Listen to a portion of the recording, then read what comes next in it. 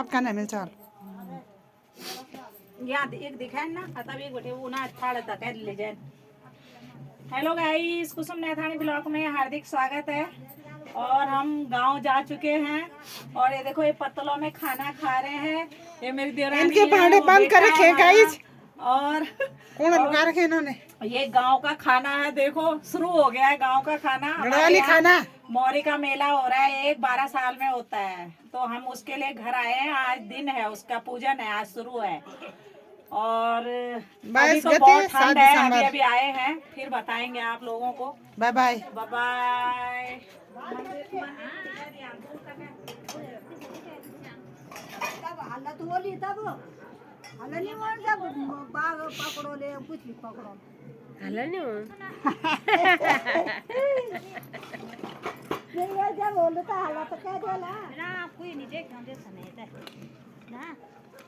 तुम्हें भाड़ो को ने गाड़ी